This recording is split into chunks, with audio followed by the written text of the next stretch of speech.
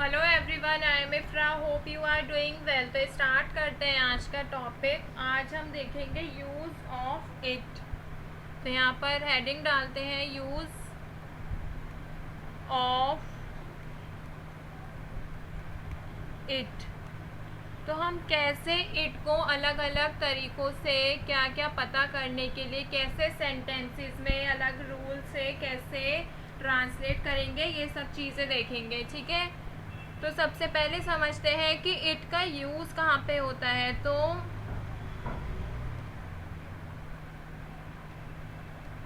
लिखते हैं it is used as a pronoun. Pronoun के तरह इसको यूज़ किया जाता है।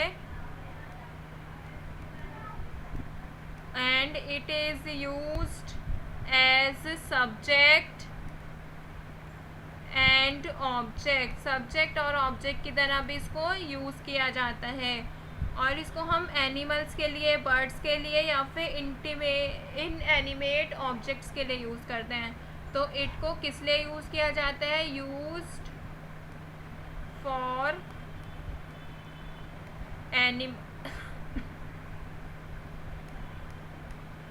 एनिमल्स, बर्ड्स या फिर इनएनिमेट ऑब्जेक्ट्स।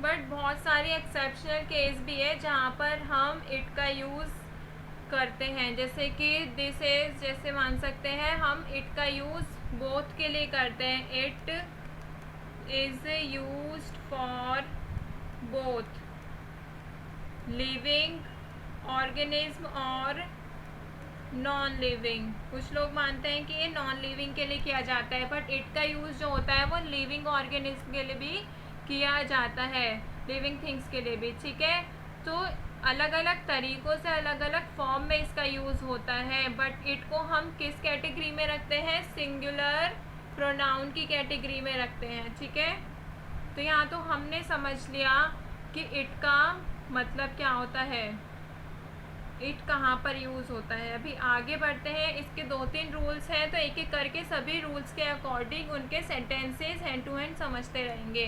तो यहाँ पे बात करते हैं रूल नंबर 1 कि इट किस लिए यूज़ होता है।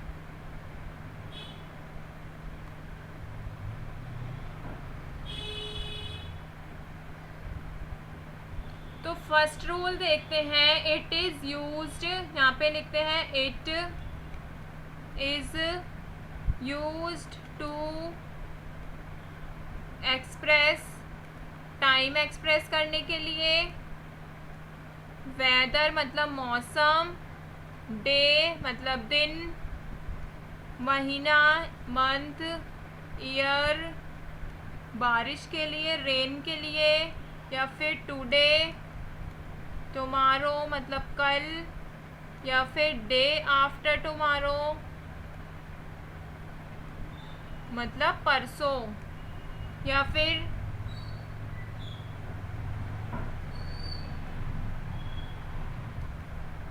हॉलीडे छुट्टी के लिए, डेट के लिए, डिस्टेंस के लिए। तो मैं मोस्टली जितने भी ज़्यादा जगह पर इट का यूज़ होता है वो सब लिखवा रही हूँ। ठीक है, टेम्परेचर के लिए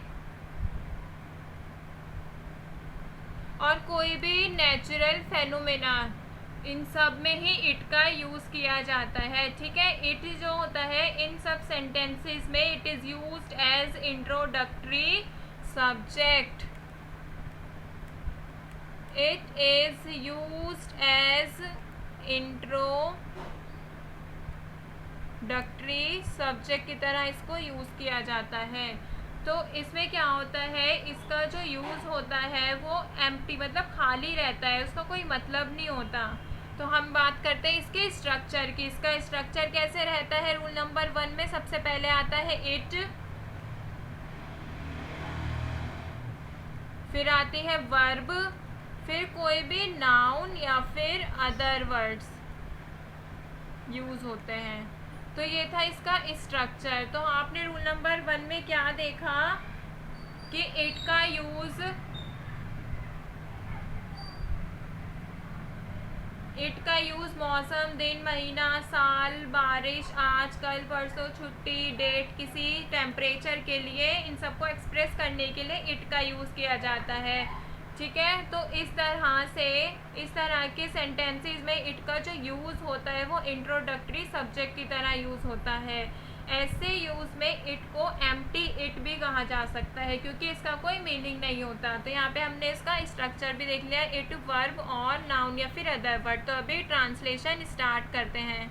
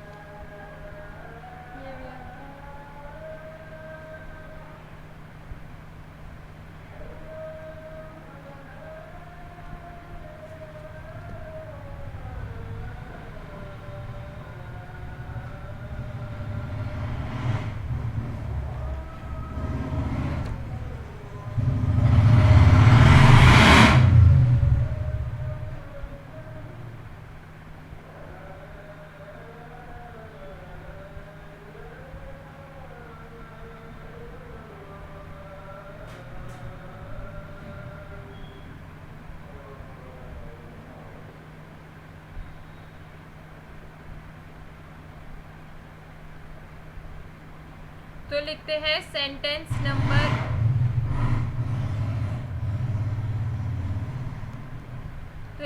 सेंटेंस नंबर 1।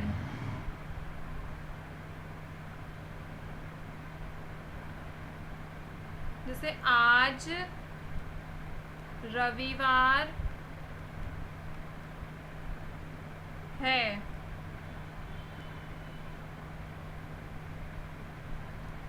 तो ये क्या कह रहा है, आज रविवार है। तो इसमें हमें सबसे पहले स्ट्रक्चर के अकॉर्डिंग इट लगाना होगा, फिर आ जाएगी वर्ब क्या है, इज। ठीक है, पता चल रहा है हमें सिंगुलर है। रविवार मतलब संडे, आज आएगा बताया था, आज या फिर कल, ये सब चीज़ें जो होती है वो लास्ट में आती है। तो इट इज़ संडे टुडे, आज रविवार है। ठीक है, सेकंड सेंटेंस देखते हैं।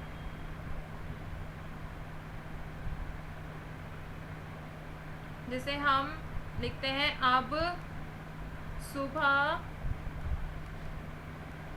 है। देखिए वही चीज़ें एक्सप्रेस करेगा जितना भी आपको मैंने इसमें लिखवाया है। यह है अब।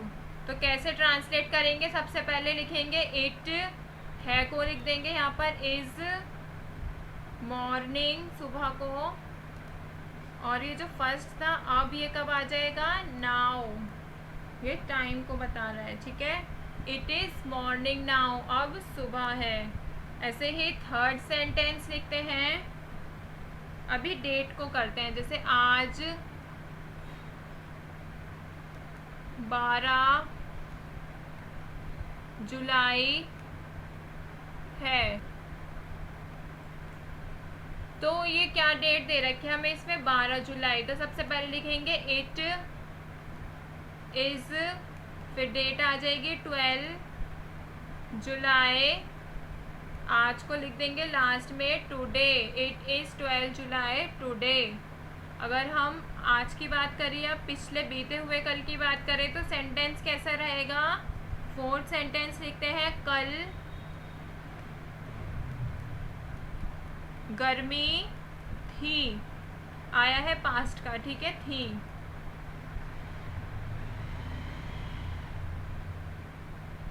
तो सबसे पहले आ जाएगा इट, थी का आ जाएगा वॉज, गर्मी को क्या बोलते हैं, हॉट, बीते हुए कल को क्या बोलते हैं, yesterday. It was hot yesterday, ठीक है। ऐसे अगर फिफ्थ सेंटेंस देखे जो हम बोल देते हैं, शाम है,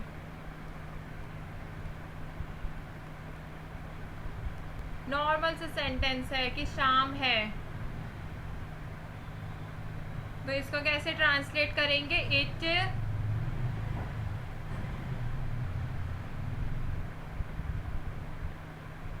इज, शाम को क्या बोलते हैं, इवनिंग, इट इज इवनिंग, ठीक है। सिक्स्थ सेंटेंस देखते हैं, जैसे हॉलीडे को यहाँ पे मैंने आपको बताया था कि हॉलीडे को भी एक्सप्रेस करता है, होगा इसी में, ये रहा। तो हॉलीडे को कैसे एक्सप्रेस करेगा,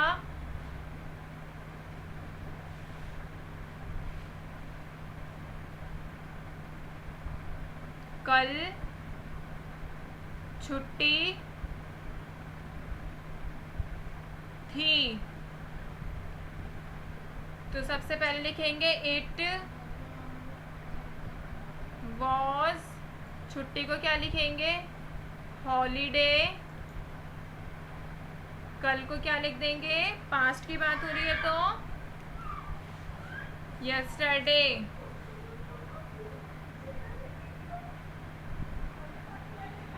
इट वॉज हॉलीडे यस्टरडे, ठीक है। सेवन सेंटेंस देखते हैं यहाँ पर, जैसे हम क्या बोल देते हैं अभी,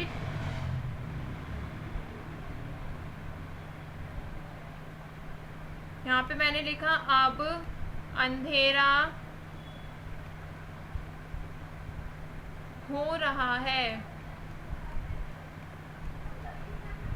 तो ये क्या हो रहा है, अभी कॉन्टिन्यू है, ठीक है। कौन सा है ये, प्रेजेंट कॉन्टिन्यूअस टेंस है। तो कैसे ट्रांसलेट करेंगे, अब को लिखेंगे सबसे पहले, now it is getting dark, अब अंधेरा हो रहा है। एट्थ सेंटेंस लिखते हैं, अगर पास्ट भी ले लिया, प्रेजेंट भी ले लिया, फ्यूचर का सेंटेंस ले लेते हैं, जैसे कल छुट्टी होगी या फिर रहेगी, ठीक है। तो फ्यूचर की बात कर रहे हैं इसमें, तो कैसे लिखेंगे, इट बताया था, होगी, होगा तो क्या आता है, विल बी आता है, तो इट विल बी हॉलीडे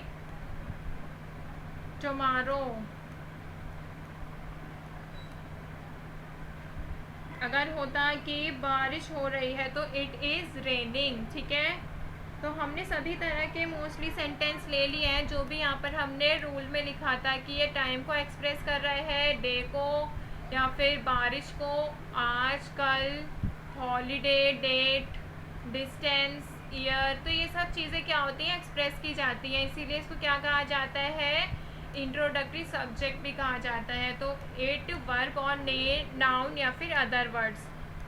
तो इसके हमने कुछ ट्रांसलेशन देखी है। रूल नंबर 1 कंप्लीट हो गया। मिलते हैं नेक्स्ट वीडियो में। Stay tuned and thank you.